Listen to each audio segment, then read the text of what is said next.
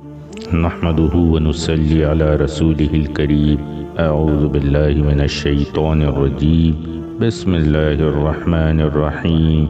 رب اشرح لي صدري ويسر لي أمري واحلل عقدة من لساني يفقهوا قولي. لادینیت، الحاد یا ایتھزم، اس کو اگر ہم پوری دنیا کے تناظر میں دیکھتے ہیں تو کم سے کم 50 سال پہلے سے اس کی کمپین ہے وہ پوری دنیا میں شروع ہوئی یا بڑھی اور تیزی سے بڑھتی چلی گئی۔ ویسٹرن کنٹریز نے سب سے پہلے اس کو اڈاپٹ کیا۔ ویسٹرن کنٹریز میں یہ مہم یا یہ کمپین سب سے تیزی سے عمل پذیر ہوئی اور پورا کا پورا یورپ اور ویسٹرن جتنے بھی ممالک ہیں، امریکہ سمیت آسٹریلیا، امریکہ یا یہ سارے جتنے ویسٹرن کنٹریز یا بر اعظم ہیں، یہ سب اس کی لپیٹ میں آئے۔ اور اس وقت اگر ہم دیکھیں تو وہاں پہ وہ لادینیت یا الحاد یا ایتھزم وہ ایک سب سے بڑی تعداد بن چکا ہے، اور شاید ہی اب کوئی مذہب وہ اپنے عقائد و نظریات کے ساتھ اتنی بڑی تعداد میں جتنا کہ پہلے کبھی تھا اب موجود ہو۔ اس کو لپیٹ میں لینے کے بعد عمومی طور پہ جو جیسے کہ ہر چیز میں ہم نے دیکھا ہے ہمیشہ سے کہ پہلے ویسٹرن کنٹریز ایک کانسیپٹ یا ایک سوچ کو اڈاپٹ کرتی ہیں، پھر ایسٹرن کنٹریز بھی اس کو ایکسیپٹ کر لیتی ہیں۔ تو بالکل اسی طرح سے یہاں پہ بھی یہی ہوا کہ اس کے بعد پچھلے 30 سالوں میں اگر ہم ویسٹرن لیں تو 50 سالوں سے ہی اس کے متاثرین میں سے تھے، اور تقریباً اپنے عقائد و نظریات جو کہ کرسچینٹی کی صورت میں اور دوسرے دیگر مذاہب کی صورت میں وہاں پہ موجود تھے، اور اگر ان کا میڈیا، ان کی فلم انڈسٹریز، اس کے بننے والے ڈراماز سوسائٹی کی عکاسی کرتے ہیں، سوسائٹی میں موجود نظریات کی یا وہاں پہ موجود ویلیوز کو پوری طرح سے اجاگر کر رہے ہوتے ہیں۔ وہاں کی جتنی بھی فلمیں بنے یا ڈرامے بنے یا جو بھی انٹرٹینمنٹ کی دنیا میں بھی جو کچھ بنتا ہے، 50 سال پہلے چلے جائیں یا 60 سال پہلے چلے جائیں تو وہ وہاں کے ویسٹرن کنٹریز میں بھی کرسچینٹی کی جو بنیادی تعلیمات ہیں وہ ان کے ڈراموں میں، ان کے فلموں میں وہ ساری چیزیں نظر آتی تھیں، وہ ویلیوز نظر آتی تھی، وہ اقدار نظر آتے تھے۔ پھر آہستہ آہستہ ایتھزم اور فریڈم کے نام پر یہ جتنے بھی ازم آئے، لبرلزم اور جتنے بھی حقوق کے نام پہ اور بہت ہی زیادہ رنگین اور خوشنما جتنے بھی نعرے اور چانٹس ہو سکتے تھے، اس کے ذریعے انہوں نے وہاں کی ہر دور کی یوتھ کو اٹریکٹ کیا اور وہ آہستہ آہستہ اس کے شکار ہوتے چلے گئے، یہاں تک کہ وہ سارے نظام جو کرسچینٹی کی وجہ سے یا دیگر مذاہب پر فالو کرنے کی وجہ سے انہوں نے اپنایا ہوا تھا، جسے وہ اون کرتے تھے، اس سے وہ آہستہ آہستہ بالکل ان کو چھوڑتے چلے گئے۔ اور ویسٹرن کنٹریز کے چھوڑنے کے بعد یہ جو ایک سسٹم تھا، اس کو متعارف کس نے کرایا ہے یا اس کے پیچھے کن کے مقاصد ہو سکتے ہیں، اس کو پھر میں بعد میں بیان کرتا ہوں۔ پہلے یہ دیکھیں کہ کس طرح وہاں کے لوگ ان چیزوں کو بڑی ہی آسانی کے ساتھ قبول کرتے چلے گئے، اور ان کے قبول کرنے کے پیچھے سب سے پہلی کیا کاروائی کی گئی، اور پھر اسٹیپ بائی اسٹیپ انہیں کس طرح لادینیت اور الحاد ہر قسم کے ریسٹرکشن سے، ریلیجیس ریسٹرکشن جو ہو سکتی ہیں، اس سے ان کو آزاد کرتے چلے گئے۔ فریڈم کے نام پہ، ہیومن رائٹ کے نام پہ، انسان کے بنیادی حقوق کے نام پہ، فریڈم آف ایکسپریشن کے نام پہ، یہ سارے خوبصورت نعروں کے ذریعے ان کے اذہان کو قابو کیا گیا، اور پھر ان کو اپنا گرویدہ بنا کے ہر قسم کی بند سے آزاد کر دیا۔ ہر قسم کی ریسٹرکشن جو باؤنڈریز تھیں، جو بھی ان کے اخلاقی، مذہبی اعتبار سے، معاشرتی اعتبار سے جو حدود و قیود کے وہ پابند تھے، اس کو وہ چھوڑتے چلے گئے۔ پھر یہی سیلاب اس کے بعد ایسٹرن کنٹریز نے اڈاپٹ کرنا شروع کیا، اور پھر یہاں پر بھی media, film industry, Bollywood اور پھر ایسٹرن کنٹریز کی جتنی فلم انڈسٹری ہے، شوبز کی ہے، میڈیا کی انڈسٹریز ہیں، ان سب کو یوز کیا گیا، اور ان کے ذریعے یہاں پر بھی وہی آزادی اور ماڈرنزم کے نام پر، فریڈم کے نام پہ یہ ساری چیزیں یہاں پر بھی پیش کی گئی، انٹروڈیوس کرائی گئی۔ اس کی پریزنٹیشن اتنی خوبصورتی سے کی جاتی ہے، جو نوجوان ہوتا ہے، جو بالکل ہی جوانی کی عمر میں، اوائل عمری میں آیا ہوا ہوتا ہے، اس کے لیے ڈیزائرز کا پورا کرنا ایک بہت بڑا مسئلہ ہوتا ہے، بہت خوبصورت اس کی تعبیریں ڈھونڈ رہا ہوتا ہے وہ اپنے خوابوں کی، ان کو پورا کرنے کے لیے، کیونکہ ظاہر سی بات ہے اس میں ابھی وہ عقل اور شعور کی جو میچورٹی ہو سکتی ہے وہ تو آئی نہیں ہوتی ہے، اپنے اچھے برے کو اچھی طرح سمجھ کے دور رس پلاننگ کرنا، جو اس کو دور اندیش بنائے، ایسا مستقبل جس کو اسلام نے یا اسلامی تعلیمات نے ہمیں جس کی مستقبل کی سمجھ دی ہے یا ہمیں جس مستقبل کا کانسیپٹ دیا ہے، وہ تو لائف آفٹر ڈیتھ ہے، کہ مرنے کے بعد کی ہمیشہ کی زندگی، اس کی تیاری جسے بلبعثی بعد الموت کے ساتھ بنیاد بنتی ہے ہمارے ایمان کی، کہ ہم نے مرنے کے بعد اللہ کے آگے کھڑے ہونا ہے اور جواب دہ ہونا ہے۔ تو ہماری ساری کی ساری زندگی کی جتنی بھی ایکٹیویٹیز ہیں، جتنے بھی ہمارے اعمال ہیں، جتنے بھی ایکٹ ہیں ہمارے، ان کا ویسا ہونا جو ہمیں آخرت میں رسوا نہ کرے،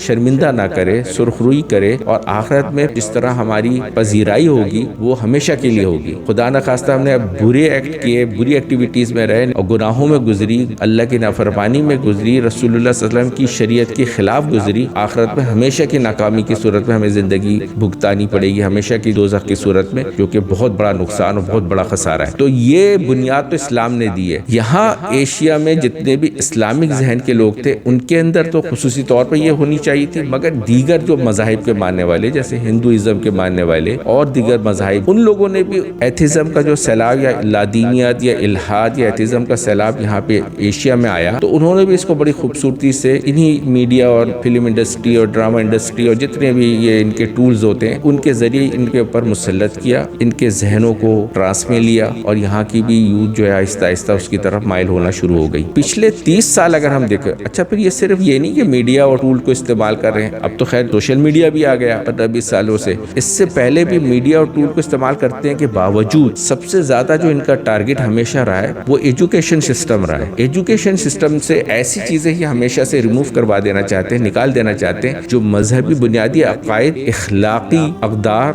اور جتنی بھی اچھے ایتھیکل موریلٹی کی جو گراؤنڈنگ ہو سکتی ہے اس کو محفوظ بناتے ہیں، اس کا تحفظ کر رہے ہوتے ہیں یہ عقائد ہمارے۔ اس کی ایسی تعلیمات ان کو ایجوکیشن سسٹم سے باہر کی جاتی ہے پہلے۔ تو یہ 30 سال پہلے یہ کام بہت زیادہ تندہی سے شروع ہوا، انٹرنیشنل ڈیپ اسٹیبلشمنٹ کی طرف سے اسے باقاعدہ فنڈنگ کی جاتی ہے، ایجوکیشن سسٹم میں ایسی چیزوں کو آہستہ آہستہ ریموو کرایا جاتا ہے جن کے ذریعے سے اتنے بھی نئی نسل ہر سال، یعنی 30 سالوں کا اگر ہم غور سے جائزہ لیں نا پچھلے، تو ہر سال ایک پوری جنریشن ایجوکیشن سسٹم میں انٹر ہوتی ہے۔ اب ہر سال انٹر ہونے والی جنریشن، اس کا ایک مائنڈ بنانا، اس کی ایک فاؤنڈیشن بنانا مذہبی اقدار کے بنیاد پہ، ان کی ویلیوز کے بنیاد پہ، موریلٹی گراؤنڈ پہ، ایتھیکل گراؤنڈ پہ، ان کی ایک ذہنی سوچ بننا بہت ہی زیادہ امپورٹنٹ کام ہوتا ہے کسی بھی نیشن کو زندہ رکھنے کے لیے۔ مذہبی نظریات کی بنیاد پر، اسلامی نظریات کی بنیاد پہ مسلم کی جتنی بھی نئی جنریشن ہے ان کا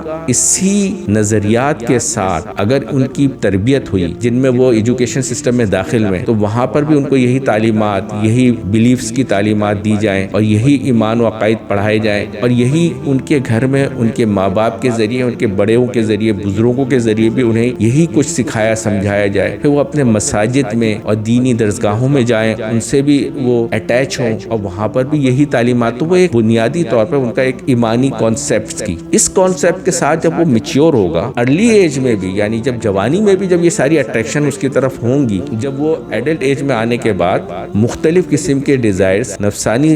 خواہشات کی صورت میں بھی اس کے اندر پیدا ہوں گے، تب بھی اس کے بنیادی عقائد پہ بنی ہوئی جو اس کی بنیاد ہوگی، جو فاؤنڈیشن ہوگی، وہ اس کو اس بارے میں مستقل طور پر روکے گی، اور اگر وہ اس طرف مبذول ہو بھی گیا تو وہ اس کو غلط ضرور سمجھ رہا ہوگا، جتنی بھی غلطیاں وہ اڈاپٹ کرے گا اس کو غلط سمجھتے ہوئے کرے گا۔ مگر جب یہ بنیاد ہی نہ بنی ہوئی ہو، اور ہر سال، میں پچھلے 30 سال کی بات کر رہا ہوں کہ پچھلے 30 سال سے ہر سال میں ایک جنریشن آ رہی ہے جو ایجوکیشن سسٹم میں انٹر ہو رہی ہے، ان کی یہ بنیاد آہستہ آہستہ ریموو ہونے شروع ہوئی، اور پھر 10 سالوں تک یعنی 2000 آنے تک تقریباً 90 سے یہ چیز شروع ہوئی ہمارے انڈو پاک میں، اور پھر پاکستان میں بھی اس کا زور بڑھتا چلا گیا، اور آج سے 20 سال پہلے تک چلے جائیں تو پھر یہ چیز ختم ہو چکی تھی ہمارے ایجوکیشن سسٹم میں۔ ہر سال ایک جنریشن جو انٹر ہو رہی ہے ایجوکیشن سسٹم میں، بلیف کا جو پورا کا پورا بیسک فاؤنڈیشن بننی چاہیے تھی وہ بیچارہ اس کے بغیر ہی بڑا ہو رہا ہے، اور اس کو ریپلیس کون سی چیز کر رہی ہے؟ یہ ایتھزم کے پھیلانے والے، لادینیت، الحاد کے پھیلانے والے، یہ نہیں کہ ایک چیز کو ہٹاتے ہیں تو اس کو ریپلیس بھی کر رہے ہوتے ہیں، اسے فلفل کر رہے ہوتے ہیں۔ یہ لادینیت کی جو سوچ ہے، ان کی جو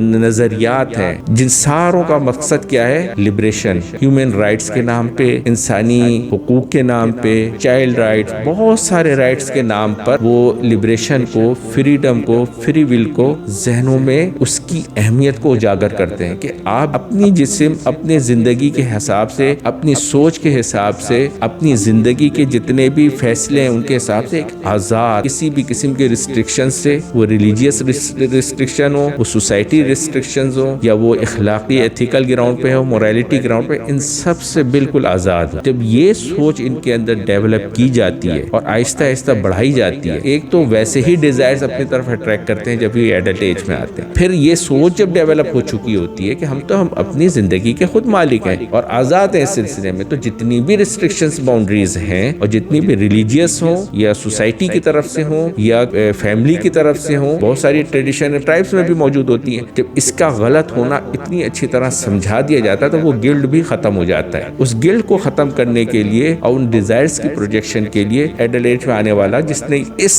ایرا میں آ کے آنکھ کھولی اور ایجوکیشن سسٹم میں انٹر ہوا, اس کی کوئی کوشش اس کے اوپر ہوئی نہیں, ایجوکیشن سینٹر سسٹم میں بھی اور گھروں کے سسٹم میں بھی, تو وہ بڑے آسانی سے ان کی طرف مائل ہو جاتا ہے اور اس طرح وہ اپنے آپ کو ایک آزاد منوش کے طور پہ دیکھتا ہے, سمجھتا ہے کہ بھائی میں تو بالکل مجھ پر جتنی بھی لگائی جا رہی ہے میری ذات کے ساتھ زیادتی ہے کہ میں کسی بھی قسم کے ریسٹرکشن میں رہ کے, پابندیوں میں رہ کے, کسی لمیٹیشن میں رہ کے زندگی گزاروں. اب اس کو وہ بڑے آسانی سے اڈاپٹ کر لیتا ہے اور پھر وہ ہر قسم کی اخلاقی اور حدود و قیود جو ہو سکتے ہیں ان سے ہر قسم کے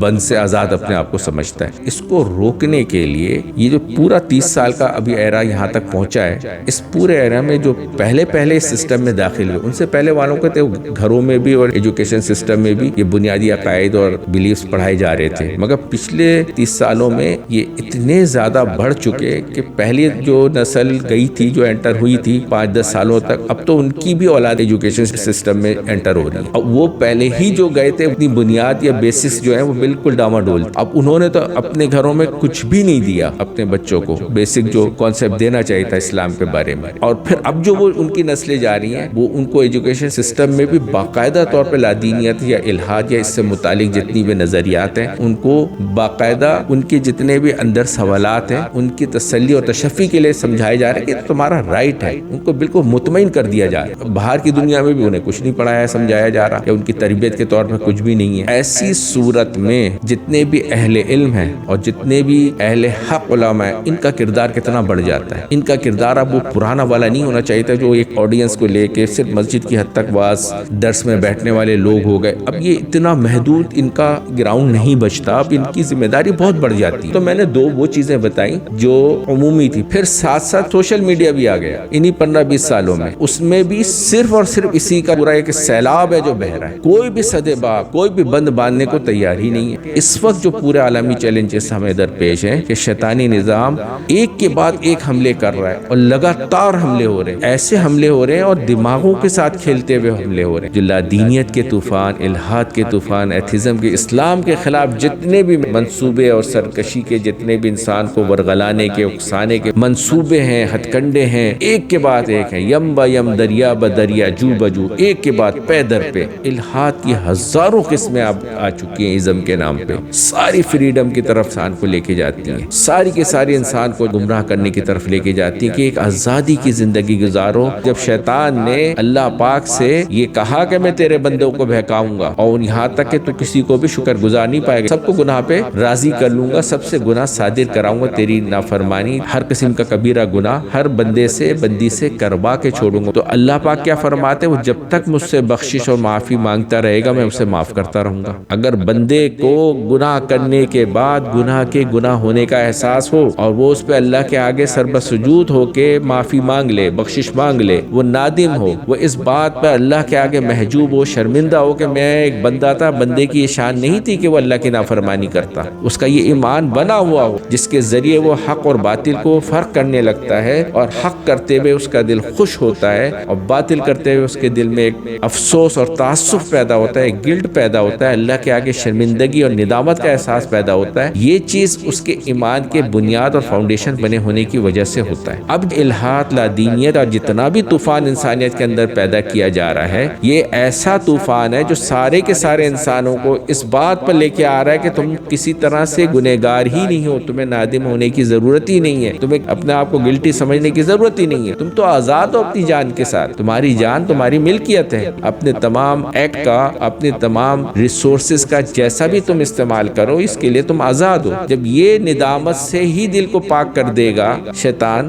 اپنی لادینیت اور الحاد کے ذریعے, یہ جو 30 سال کی پورا ایرا پچھلے چلا ہے اس میں جو اس چیز کو اس نے ڈیولپ کیا ہے دماغوں میں, دلوں میں, ذہنوں میں کہ آزادی کی زندگی بالکل بے خوف ہو کے گزارو, آخرت میں نہ کوئی باس پرس ہے, نہ اللہ کے آگے پیشی ہے اور نہ ہی کوئی ندامت کی ضرورت. اللہ پاک نے جو کہا تھا شیطان ملعون سے کہ وہ جب تک بخشش و معافی مانگتے رہیں گے، میں انہیں معاف کرتا رہوں گا، تو یہ جذبہ ہی ختم ہو جائے گا، ندامت ہوگی ہی نہیں، گلٹی ہوگا ہی نہیں، بندہ اپنے آپ کو گلٹ میں محسوس ہی نہیں کرے گا تو معافی کیوں مانگے گا؟ تو اس کی ہمیشہ کی آخرت ہمیشہ کے لیے تباہ ہو جائے گی۔ اور یہ تباہی صرف چند لوگوں کی نہیں، یہ ساری انسانیت کی، اربوں کی تعداد میں آج انسان اسی ایجوکیشن سسٹمز میں داخل ہوتے ہیں، اللہ دینیت ان کے ذہنوں میں بھر دی جاتی ہے، پھر گیجٹس کی صورت میں، اسمارٹ فون کی صورت میں، سوشل میڈیا پورا ان کی طرف متوجہ، وہ ان کی ذہن سازی کر رہا ہے۔ اب ان ساری کی ساری باطل کی جو برسر پیکار ہے باطل، اور پوری طرح سے اس کا سیلاب انسانوں کو بہا رہا ہے لادینیت کی طرف، الحاد کی طرف، اس کے خلاف اگر انسانیت میں جو سب سے زیادہ معزز، مکرم اور قابل احترام اور قابل فخر جو ایک طبقہ ہو سکتا ہے وہ اہل علم، اہل حق علماء کا ہے، ان کی ذمہ داریاں بہت زیادہ بڑھ جاتی ہیں۔ اللہ کرے میری یہ ساری بات کہ میں صحیح طرح سمجھانے پہ، اور جو اس طرف توجہ نہیں دے رہے ان کی توجہ مبذول کرانے میں اللہ کرے میں کامیاب ہو سکوں۔ بہت بڑی یہ ایک کامیابی ہوگی، کیونکہ جتنے بھی اس میں متوجہ ہو جائیں اور جو اپنی ذمہ داریوں کو سمجھ لیں، امت کے لیے بہت بڑا خزانہ ہے۔ اللہ پاک اہل علم حضرات کو اس میدان میں اپنی ذمہ داریوں سے بھرپور طریقے سے نبرد آزما ہونے کی توفیق سے اللہ پاک نوازے اور ان کی مدد اور نصرت فرمائے۔ وآخر دعوانا الحمدللہ رب العالمین۔ اس چینل مرشد روبل خان کو سبسکرائب کیجیے اور اپنے فیملی اینڈ فرینڈ زون میں اسے شیئر کیجیے۔ دین پر عمل کرنا ہی ہماری ذمہ داری نہیں، بلکہ اسے دوسرے لوگوں تک پہنچانا بھی ہماری ہی ذمہ داری ہے۔